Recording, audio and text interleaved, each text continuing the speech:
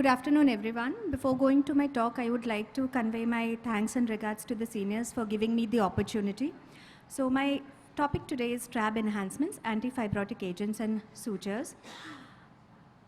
Antifibrotic agents have been a boon for glaucoma surgeons like us because of their propensity to decrease subconjunctival fibrosis and increase the success rate of trabeculectomy surgeries. Whereas antifibrotic agents have been described in literature, but till date, the antifibrotic agent used for more than 2 decades, that is mitomycin C, is still the most popular and one of the most commonly used agents during glaucoma surgeries. So in our country, MMC is easily available as 2 mg vial in lyophilized powder form. It can be reconstituted to the desired concentration of 0.4 mg or 0.2 mg per ml by diluting it with 5 ml or 10 ml of sterile water. The dosage can vary anywhere between 0.1 to 0.5. Most commonly used dosage are 0.2 to 0.4, depending upon the indications for surgery. Once reconstituted, it can be stored in refrigerated form for up to a maximum of 2 weeks. So I would just like to touch upon 2 studies. One landmark study published in 1997 by Dr. Ramakrishna and Alan Robin et al. Shows that higher concentration or longer exposure leads to a greater IOP control, and progressive lens opacification was one of the most frequent complications of MMC use, especially increased with increased duration of usage. The other is a recent study by Dr. Sehota et al. In which she compared low dose 0.1 mg per ml of MMC to 0.2 mg per ml, and she found it to be non-inferior and probably a safer alternative.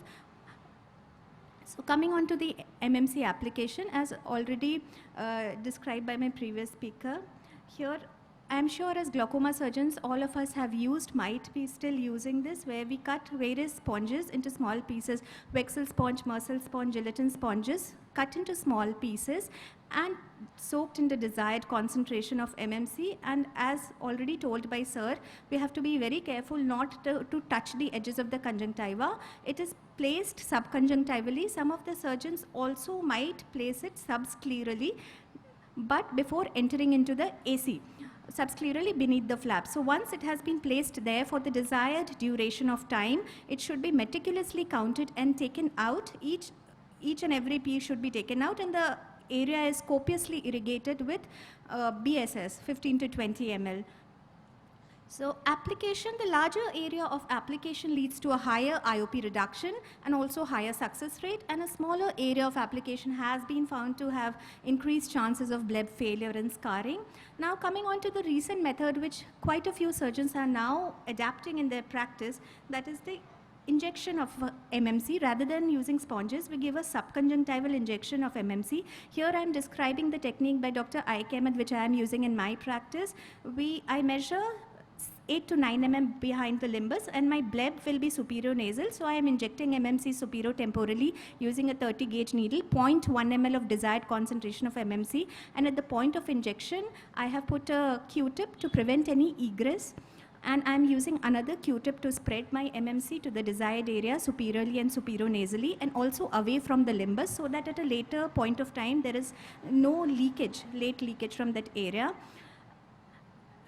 So some of the surgeons might also wash it at this point of time if there is any egress from the area, and we can just wait for a couple of minutes and start our trabeculectomy in the normal way after conjunctival peritomy. I would like to touch upon 2 studies here for MMC injection, one published in 2017 and the other in 2020. Both came to the same conclusion that MMC is as safe and effective as sponge application, with comparatively almost the same success rate, similar success rate. The advantages of injection of MMC over sponges are, of course, no risk of retained sponges, a predictable dose delivery, wider and uniform application, and a shorter surgical time. So now going on to the another modality, that is the sutures in trabeculectomy. It has already been beautifully described by sir, but here I would like to touch upon scleral flap sutures a little in detail. They should be loose enough to permit aqueous humor outflow, but tight enough to prevent postoperative complications. So different type of sutures have been described: fixed suture, releasable suture, adjustable. Coming on to the fixed sutures, I do a triangular flap, and this is a phaco trab I have done in a primary angle closure glaucoma patient. So this is a 3-2, I'm using non-tooth forceps to hold the conjunctiva. To hold the sclera, we can use tooth forceps very, very delicately, not to injure the sclera or create button holding. I'm using a 10-0 nylon. I am putting one apical suture here using a 3-2-1 technique. Depending upon how much titration we want, we can put side sutures as well. Fixed sutures or releasable. This knot slipped, so I'm putting one more. This patient was a Hep C positive. His bleeding parameters were all over the place, so there is a little bleeding that you can see. And I cut the sutures as close to the knot as possible. So this is regarding the fixed sutures. Fixed sutures can be lysed if MMC is used, of course, 2 weeks after the use of, in post-op period. We can use different type of lenses, either laser suture lysis lenses like Blumenthal or Hoskins lenses, and most commonly used is argon laser, which is used for lysis. The lenses are used to support the globe, to blanch the conjunctiva, to keep the suture, to bring the suture in focus, and for the laser energy delivery. As you can see how beautifully the laser is lysed, 50 microns spot size can be used, 100 to 500 milliwatts per hour. So this is about laser suture lysis of fixed sutures. Now coming on to another technique, that is releasable suture. Various techniques have been described in literature, Cohen, Oshers and Cockers. In Cohen's technique, there is a free end of the 10-0 nylon suture which is lying over the cornea, which can cause windshield wiper syndrome and discomfort to the patient later on.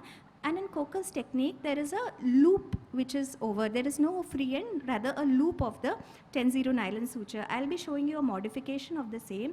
This is the same patient where I have put fixed sutures, and now this is the releasable. I am taking this 10-0 nylon suture from the sclera into the clear cornea, and from the clear cornea again back over the scleral flap. We should be very careful at all points. The AC should be formed. Otherwise, in hypotenuse eye, if we suture, it might be too tight later on.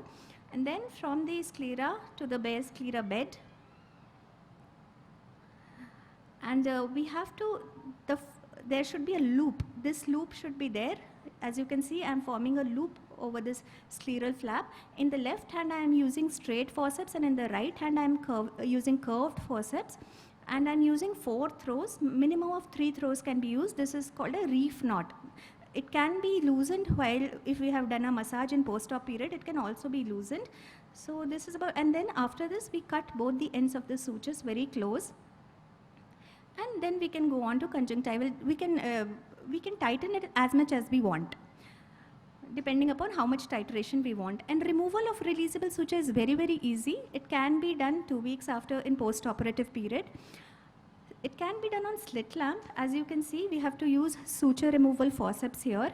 We have to be very careful that the forceps don't have any serrated or sharp edges, otherwise the suture might break. Releasable sutures are really boon where argon suture, laser suture lysis is not available, or there is thick tenons, or there is subconjunctival hemorrhage. I'll play it again for all of you. So this is the loop. It is the same patient. The loop which is just pulled out, it is tugged a little. It is pulled gently and the whole suture comes out. The bleb will form either at that time, or we can give a little bit of massage. The bleb will again form, and after 30 minutes we can check the intraocular pressure. All the videos that I showed were of the same patient. So I had used a combination of fixed sutures and releasable sutures. I had put 2 fixed suture and releasable suture here because it was an angle closure glaucoma case. I wanted to be a little more on the conservative side. The patient is doing well, pressures are under control. And then there are adjustable sutures which have been described. Personally, I don't have much experience with adjustable sutures. This adjustable sutures, they allow transconjunctival adjustment of scleral flap tension post-operatively. They are specially designed forceps called KSOS forceps with smooth edges, which are used to adjust these sutures or to loosen these sutures, and they allow a gradual titration of the intraocular pressure. They might allow more IOP control. So that's all from my side. I would like to thank all the audience, all the members of the audience for their patient listening. Thank you so much.